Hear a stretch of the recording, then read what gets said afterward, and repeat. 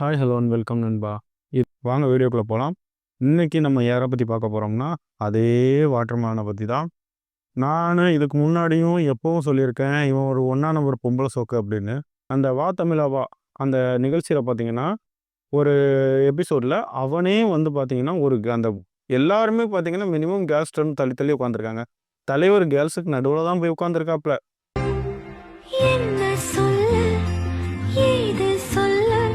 அந்த வீடியோவை எடுத்து அவர் இந்த சீன் இருக்குல்ல, இந்த சீனை வேற நடிச்சு வேற காட்டியிருக்காப்புல.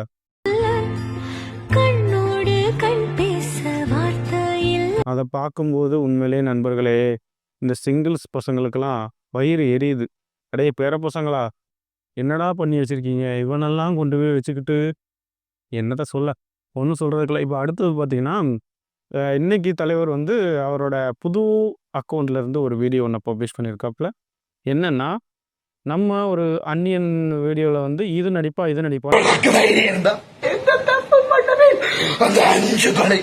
பெருமாள் சத்தியமா பண்ணவே நான் தான். என்ன கொஞ்சம் வெளியில போக நம்ம கேட்டிருந்தோம்.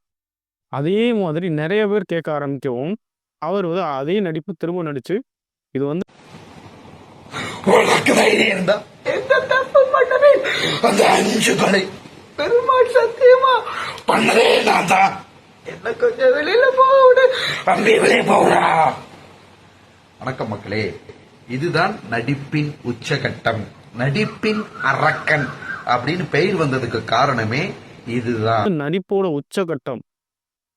விக்ரம் சாரே வந்து சொல்லியிருந்தாரு, நான் வந்து இந்த டிரான்ஸ்ஃபர்மேஷனை கொண்டு வரதுக்கு ரொம்பவே கஷ்டப்பட்டேன்.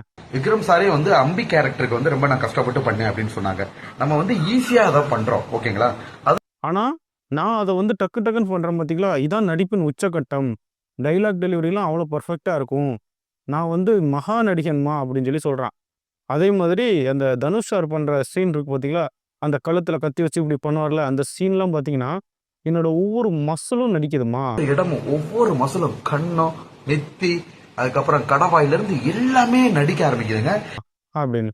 ஆதித்யா டிவி சேனல்ல போடுற அந்த மகா நடிகன் ஷோல நான் தான் ஆங்கரு, தான் வந்து அந்த ஷோவே தொகுத்து வழங்குறேன். என்கிட்ட ஒரு ஆள் கேட்குறாங்க, வசூல் ராஜா எம்பிபிஎஸ்ல உள்ள அந்த சீனை பண்ணி காட்டுங்கன்னு சொல்லி. நான் கொஞ்சம் கூட கூச்சனா இல்லாமல் அந்த இடத்துல சட்டையை கழட்டிட்டு நான் பண்ணி காமிச்சோம்மா. வசூல் ராஜா எம்பிபிஎஸ் சீன் வந்து நடிச்சு காட்ட சொல்றாங்க, எந்த கூச்சம் இல்லாம சட்டையை கழட்டிட்டு, ஓகேங்களா, டக்கு நடிச்சு காமிச்சிட்டேன். அந்த வசூல் ராஜா எம்பிபிஎஸ்ல அந்த ஒரு செஸ்ட் ஆட்டுவார் தெரியுமா, அந்த சீனு, இப்படி வைக்கிற சீனு எல்லாத்தையும் நான் கூச்சமே இல்லாமல் பண்ணி காமிச்சோமா அப்படின்னு சொல்கிறான். நான் ஒன்றே ஒன்று கேட்குறேன், உனக்கு கூச்சனாச்சு இல்லைங்கிறது எங்கள் எல்லாருக்கும் தெரியும். இல்லைன்னா நீ அந்த பொண்ணுங்களுக்கெல்லாம் அப்படி மெசேஜ் அனுப்பியிருக்க மாட்டேன், ஒரு பொண்ணுங்க கிட்ட எப்படி பேசணும்னு தெரியாமல் பேசியிருக்க மாட்டேன், நடுராத்திரி ஃபோன் பண்ணி ஒரு பொண்ணுக்கு டிஸ்டர்ப் பண்ணியிருக்க மாட்டேன். அதே மாதிரி இந்த நான் 90s கிட்டுங்கிறான். இவன மாதிரி ஒரு 90s கிட்ட நான் இது வரைக்கும் பார்த்ததே இல்லை.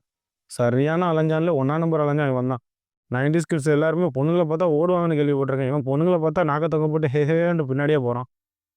நண்பர்களே, இதுல இருந்து இவர் வந்து இன்வெஸ்டிகேஷன் பண்ணி இவரை யார் தவறுதலாக கருத்துக்கள் பரப்புறாங்கன்னு கண்டுபிடிச்சு அவங்க எல்லாரையும் வந்து கொண்டு போய் வந்து பனிஷ் பண்ண போறாரு. இந்த நாயே வந்து ஒரு 10 நாள் எதை சேனலும் இன்டர்வியூ எடுக்கலாம்னு அந்த நாய்க்கு சாப்பாடு காசு கிடையாது. இது இப்போ என்ன சொல்லிக்கிட்டு இருக்குன்னா, நான் வந்து இன்வெஸ்டிகேஷன் முடிஞ்சு எல்லாரையும் கண்டுபிடிச்சு பனிஷ் பண்ணுவேன் அப்படின்னு இருக்கான். அடுத்தது நண்பர்களே, இப்போ ஒரு இன்டர்வியூ ஒன்று நடந்திருக்கு. அந்த இன்டர்வியூவில் பார்த்தீங்கன்னா, ஆக்சுவலாக அவனை இன்டர்வியூ கூப்பிட்றதே ரோஸ்ட் பண்ணுறது தானே உங்கள் எல்லாருக்கும் தெரியும். அந்த இன்டர்வியூவில் போன உடனே கேட்குறது, எனக்கு பேமெண்ட்டை கொடுங்க.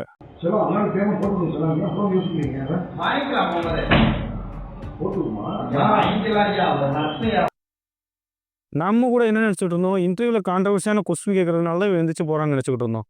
ஆனால் அது இல்லை உண்மையான விஷயம் நண்பர்களே. இவன் ஒரு நாளைக்கு மினிமம் 10 இன்டர்வியூ கொடுக்கணுங்கிற ஒரு பிளானில் இருக்கான். ஒரு இன்டர்வியூ ரொம்ப நேரம் போகும் அப்படின்னு தெரிஞ்சுன்னா இவனாக வைக்கிற பிளான் தான் அந்த கான்ட்ரவர்சியான கொஸ்டின்ஸு அப்படின்னு இவன் சொல்கிறது. இவன் கேட்குற ஒவ்வொரு கேள்வியும் பார்த்தீங்கன்னா, இந்த இன்டர்வியூவில் வந்து கான்ட்ரவர்சியான கொஸ்டின் சொன்னதுக்கு இன்னொரு இன்டர்வியூவில் அவன் பதில் சொல்லியிருக்கான். அதே மாதிரி அடுத்த இன்டர்வியூவில் கான்ட்ரவர்சியான கொஸ்டின் சொன்னதுக்கு அதுக்கு அடுத்த இன்டர்வியூவில் பதில் சொல்லியிருக்கான். அப்போ நீ எதுக்கு அதுக்கு முந்தின இன்டர்வியூவில் வந்து எதிர்த்து போனேன்? இப்போது இன்னைக்கு தான் அதுக்கான ஒரு முழு விளக்கம் வந்து நமக்கு தெரியுது. என்னென்னா, போன உடனே பேமெண்ட்டை எனக்கு போட்டு விடுங்க அப்படின்னு பேசி அந்த பேமெண்ட்டை வாங்கிடுறது. வாங்கிட்டு அந்த இன்டர்வியூ மினிமம் ஒரு 30 மினிட்ஸ் அதுக்கு மேலே போகுதுன்னு தெரிஞ்சுன்னா, ஒரு 2 பாட்டு 3 பாட்டு எடுத்துருவாங்கன்னு தெரிஞ்சுன்னா, இம்மீடியட்டாக அங்கேருந்து ஏதாவது ஒரு காரணத்தை சொல்லிட்டு எஸ்கேப் ஆயிடுறது. ஸோ அடுத்த இன்டர்வியூவே அட்டன் பண்ணலாம். இங்கே ஒரு 4000 அங்கே ஒரு 4000 இங்கே 3 பார்ட்டு அவங்க எடுக்கிற மாதிரி ஒரு 1.5 ஹவர் அவங்க லென்த்தாக எடுத்தாலும் இல்லை ஒரு 2 ஹவர்ஸ் லென்த்தாக எடுத்தாலும் அதே பேமெண்ட் தான். அங்கே போயிட்டு அவன் இந்த ஹாஃப் அன் ஹவர் இங்கே முடிச்சுட்டு அடுத்த ஹாஃப் அன் ஹவருக்கு வேறு ஒரு சேனலுக்கு போய் எடுத்தாலும் வந்து வேறு பேமெண்ட் கிடைக்குது. அப்போ ஸோ அவனுக்கு எது ப்ராஃபிட்னு பார்த்துக்கோங்க. இது எல்லாமே பிளான் பண்ணி பண்ணுறான். அதே மாதிரி ஆதித்யா சேனலில் கூப்பிட்ருக்காங்கன்னு சொல்லி அதையே வந்து இப்போ ப்ரொமோஷன் பண்ணிட்டு இருக்கான். முன்னாடி எப்படி வந்து நான் 5 படம் நடிச்சிருக்கேன் 5 படம் நடிச்சிருக்கேன்னு ஒரு படத்தை ப்ரொமோஷன் பண்ணிட்டு இருந்தானோ, இப்போ மகாநடிகன் ஷோவை வந்து சொல்லிக்கிட்டே இருக்கான். நான் அந்த ஷோவில் வந்து நான் ஆங்கரு, நான் அந்த ஷோவில் ஆங்கரு அப்படின்னு. நான் என்ன சொல்கிறேன், நிறைய ஷோவை ஆங்கர் பண்ணவங்க நிறைய பேர் வந்து ஃபேமஸாக இருக்காங்க. பட் அவங்க யாருமே வந்து நான் பெரிய சொன்னது கிடையாது. நீ ஒருத்தன் தான் இப்படி சொல்லிட்டு தெரியுற. விஜய் சித்து ப்ளஸ் வந்து நிறைய யூடியூபர்ஸ் வந்து ஒரு ஆங்கரிங் பண்ணி ஒரு ஷோவில் போய் நடித்து அப்படி தான் வந்திருக்காங்க. அவங்களுக்கு வந்து காமெடி சென்ஸ் வந்து நேச்சுரலாகவே உண்டு. உன்னைய மாதிரி அந்த ஃபேம் அப்படிங்கிறத நோக்கி ஓடிக்கிட்டு இருக்க யாராவது இன்டர்வியூலேருந்து இது வரைக்கும் பாதியில் நினச்சி ஓடி இருக்காங்களா? இல்லை. ஒரு இன்டர்வியூனா அந்த இன்டர்வியூ முடிச்சிருக்காங்க. ஆனால் நீ என்னென்னா காசுங்கிற ஒரு நோக்கத்துக்காண்டி மட்டும் தான் இன்டர்வியூ பண்ணுற. ஸோ அந்த இன்டர்வியூ முடிச்சுட்டு அடுத்த இன்டர்வியூ போனால் எனக்கு அடுத்த பேமெண்ட்டு காசு ஒன்று தான் உனக்கு நோக்கம். 1.5 வருஷமாக நண்பர்களே இவன் அந்த அவனோட கிளினிக்கை திறக்கலை. அவருடைய கிளினிக் தானே. அவர் வந்து இங்கே வந்து 1.5 வருஷத்துக்கு மேலே ஆச்சு. ஆனால் அங்கே பக்கம் உள்ள எல்லாரும் சொல்கிறாங்க 1.5 வருஷம் ஆச்சு இவன் கிளினிக்கை திறந்து. 1.5 வருஷமாக இவன் வருமானத்துக்கு என்ன பண்ணிட்டு இருப்பான் நீங்களாம் யோசிச்சு பாருங்கள். ஜஸ்ட்டு ஒரே ஒரு விஷயம், இந்த இன்டர்வியூஸ் மட்டும்தான் இவனுக்கு காசு கொடுத்துக்கிட்டு இருக்கு. இந்த இன்டர்வியூஸு ப்ளஸ் வந்து அவன் மூவிஸ்லாம் அந்த 1.5 வருஷத்துக்கு முன்னாடி நடித்து முடிச்சிருக்கான். அதுக்கான பேமெண்ட்ஸ் இவனுக்கு கையில் இருந்தாலும் இவன் சாப்பிட்ற சாப்பாட்டுக்கு இவன் பண்ணுற வேலைகளுக்கெல்லாம் வந்து இவனுக்கு வந்து காசு பத்தாது. ஸோ இந்த இன்டர்வியூஸ் ஒரு நாளைக்கு ஒரு 10 சேனலுக்கு இன்டர்வியூ கொடுக்குறேன்னா அந்த இன்டர்வியூ காசை வச்சு இவன் சாப்பிட்டுக்கிட்டு உணவுலாம் வளர்த்துக்கிட்டு தெரியுறான். இது எங்கே போய் முடிய போகுதுன்னு தெரில. இவனை இன்டர்வியூ எடுக்கிற சேனல்ஸ் வந்து நிறைய சேனல்ஸ் பார்த்திங்கன்னா இப்போல்லாம் வந்து தூக்கி வச்சு பேச ஆரம்பிச்சிட்டாங்க. உங்களுக்கு எதுக்கு இவ்வளோ ஒரு பேடு இது வருது அப்படின்னு. பேடாக இருந்தால் பேடுன்னு தாங்க வரும். அதை விட்டுட்டு என்ன குட்டுன்னா போட முடியும்? இவனை வந்து என்ன சொல்கிறது, இவனை வந்து இந்த சொம்பு தட்டத்துக்குன்னு சொல்லிட்டு ஒரு சில இன்டர்வியூக்கு வந்து பேமெண்ட் கம்மியாக வாங்கிட்டு என்ன சொம்பு தட்டுங்கிறான். சில பேர் அதை செய்யாமல் போனால் அங்கே வந்து எந்திரிச்சு ஓடுறது. எந்திரிச்சு ஓடுறது எதுக்கு? அடுத்த சேனலில் போய் நான் 4000 காசு வாங்கிக்கலாம் 5000 காசு வாங்கிக்கலாம் அப்படின்றது.